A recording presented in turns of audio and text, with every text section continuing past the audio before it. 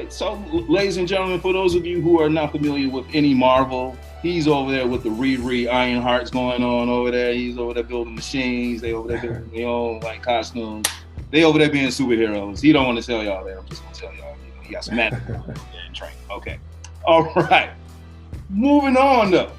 All right. So we're gonna talk about these articles. All right. Now, I've read these articles that you've written, and I want to dive into the first one. I want to talk about the first article, The Crust, 5 Years of Business. All right. You bring up great points in your article. Okay. Great points. One of the questions I want to ask you about that article is, in your opinion, in your mind, why is character key, very key in business, especially being an entrepreneur? It's super important because, one, you have to be trustworthy. People have to be able to know that when you say you're going to do something, that you're going to make it happen. Mm-hmm. And two, just being kind to people. I posted about this a while ago, and I'll kind of give you the backstory as to why I posted it.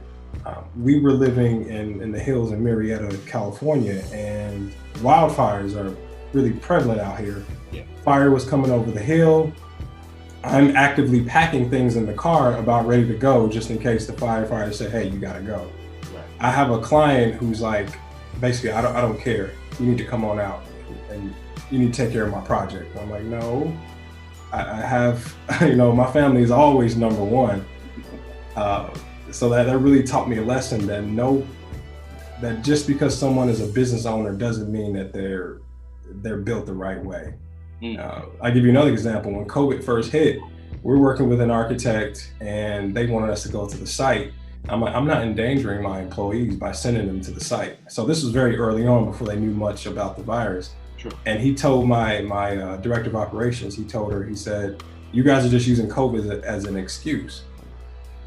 And so these examples show that, like I said, just because you're a business owner doesn't mean that you know how to treat people. Sure. And that's super important, that you have a good foundation of being kind, being honest, always sticking to your word no matter what. And my employees can attest to this. I am a stickler about sticking to deadlines, and I don't care how big or small the task is, because anytime somebody comes to me, they're going to trust and believe that I'm going to provide them with a quality product on time. And so that's really big for me. And you get one thing I did find that was kind of surprising about business is that a lot of people who own businesses don't know what they're doing, and it's I guess I assumed if when I was an employee looking from the outside in, I just assumed that everybody had their ducks in a row, and it's not the case. I mean, people don't have their books together. They don't have contracts together. Just the small little details that can get you in trouble. So let me ask this question, and I don't want to veer off and to nothing too far left or whatever. But it's very interesting that you just said that. Mm-hmm. Now, I always ask this question, but I think this is a very appropriate time to ask this question, and I think you just hit it on it. But is that one of the main things people get misconstrued about having a business, that people think you have it all together? Yeah, and I think social media is a big culprit behind that, because a lot of times, and that's why I named the article The Crust, right? Right. A lot of times people want the middle of the soft piece of the bread, but they don't pay attention to that outside part. Mm-hmm. It's a lot of struggle and strife when it comes to running a business. And I think on social media, a lot of times we portray ourselves in the most positive light as possible, and don't share kind of the negative sides of being a business owner. So right.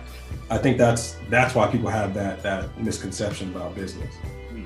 Okay. All right. No, because I just find it very interesting for you to give that perspective.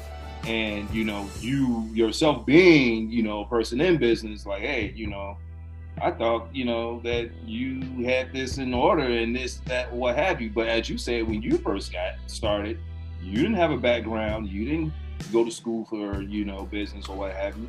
So everything you learned, you pretty much took the time, to sit and learn and write out your game plan and execute the game plan to where you need to be, Exactly. today. But let's talk about this other article, How I Escaped My 9 to 5. I'm gonna tell you why I like this article for a number of reasons, okay? But one of the main reasons why I like this article, we've all been there, okay? Some of us are there now, like toggling, especially I'm in education, so I can say I know educators who are toggling between going back to the classroom and trying to find something else to do with life, while we're like in this virtual hole or what have you. Mm-hmm. So you talked about a couple of things, all right? And I want to talk about these things. You talked about a couple of key points, but I want to focus on a few and their like importance. I want to talk about naysayers. I want to talk about ducks in a row, and I want to talk about network. Like, why are those three things I want to break down each one, but why are those three things very important when it comes to escaping the 9 to 5 hold and going into business for yourself or starting a new life or whatever? Yeah, so anytime that you're doing something that a lot of people aren't doing, you're going to get questioned about it. When I told some family members, hey, I'm thinking about quitting my job to go start to run a business, they're like, why would you want to leave a good paying job to take a chance on this? So you really, I like Gary Vee's perspective on this. He's like, think about the worst case scenario, right? Are you gonna lose your house? Are you gonna, is your family gonna die, right? You think about these crazy worst case scenarios, and my worst case scenario was it doesn't work out, I'll go find a job. I not to sound cocky, but I had built up my portfolio of skill sets to the point where I was always getting calls by recruiters. So I knew that was kind of a fallback plan. So it didn't seem all that risky to me, but for someone who's not in business, it absolutely is risky. And then going into what you're saying about ducks in a row, we kind of touched on this. You really have to set a good foundation when you start a business. I mean, you obviously got to get your articles of incorporation. You got to get your EIN. You got to get your bank account. You got to figure out, contracts. Now, see, wait a minute. Now, you know what? Okay, so let me just touch on something real quick. Social media, culprit number one, all right? So you already know I'm going with this, but when we're on social media, sometimes you see people, hey, get an LLC, invest this money in getting an LLC, but they never tell you what are the steps into making the LLC work, or what's the first step? It's always do this, invest this money in that. Well, how do I do it? How is this? But if you're not doing this, then you're, but you're talking about getting the ducks in a row. Man, the business behind the business that's behind the business. You hit it on it earlier, people not taking care of books and things of that nature. That's part of their business. And 9 times out of 10, if your company's going to go under, it's probably because your books are out of whack. Yeah. So, but I'm sorry, I digress. No, that's all right. Go right on, please. And it's really important. These are not things that you can just kind of haphazardly do. I got myself in somewhat of trouble a couple of years ago. So I started Winston Engineering LLC almost 6 years ago. But then the engineering board came around and said, hey, in the state of California, you can't have an LLC as an architect, I believe as a lawyer or an engineer, just because you can't limit liability.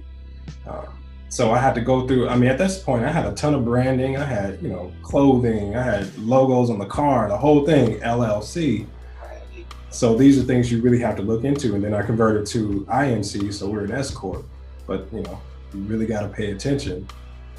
And then 2, I knew when I started this company, it was just me by myself. I knew I had to be efficient by myself. So I got things like electronic DocuSigns, right? So I can do things from my phone.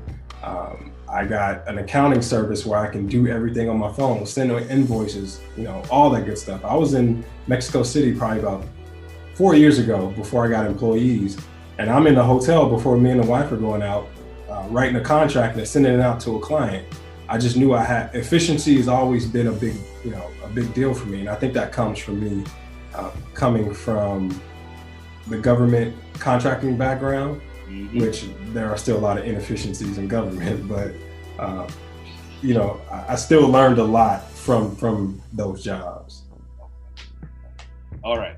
And the last one, which I think is very important, but I just feel sometimes, for whatever reason, they just don't do it. Networking. Yeah. Like that's wild to me. When I find out people don't have like a LinkedIn, that is critical. Absolutely critical. Before I hire anybody, I'm looking on LinkedIn. Okay. Before I do business with you, I'm looking on LinkedIn. I'll search other social media platforms as well, but you gotta get yourself a decent digital footprint in this day and age, so that when people Google your name, those items pop up. So like my networking, sometimes I can kind of go far with it, right? Just the other day, I'm watching the news, and in LA, there's this big pine tree, right? It's been in a ton of movies, decades. It's some kind of iconic pine tree, but an architect is building a custom home in that neighborhood. It used to be really run down. Now it's getting gentrified, and I just look out the corner of my eye and I see the name of his company and his name. And I immediately get up from the dinner table, go write it in my phone and email it to myself. Then I go and I Google this guy, having a tough time finding him. I somehow stumble upon his Instagram. I DM him, comment on some one of his posts saying, hey, I want to provide, the HVAC, electrical and plumbing engineering for your house. And then a day later, he hit me back and was like, oh, I'm gonna pass your information on to the developer. So when it comes to networking, for me, it's chess, not checkers. I join various organizations. I'm involved with Chamber of Commerce's. I make sure that I go to city events, like we have Coffee with the City, where the city talks about what's coming here. And if I hear, Target is thinking about coming here, I'm like, oh, well, what's the developer's contact? Right. So these are the things that I'm constantly doing to see how can we get Winston Engineering out there and provide our services. But see, now I'm sitting here and I'm listening to that, and I mean, it makes sense. It makes a lot of sense to me, because especially, if you're providing services that for a fact, hey, you need these services to run any type of corporation or any type of business, Right. Storefront, what have you, whatever, you need these services. So you're already on it, like you're already thinking about, okay, contact person here, this thing, all right, this is coming. But for the person who's not like, and it's really not about hustle, but it's just really about, okay, what is it that you want? What's your end game? Because if the end game is just to be a business, all right, you're a business. Now what? Yeah. So, don't be out here, whining and complaining that nothing's happening for you when, hey, as a brand, and this very important, you have to market yourself as a brand.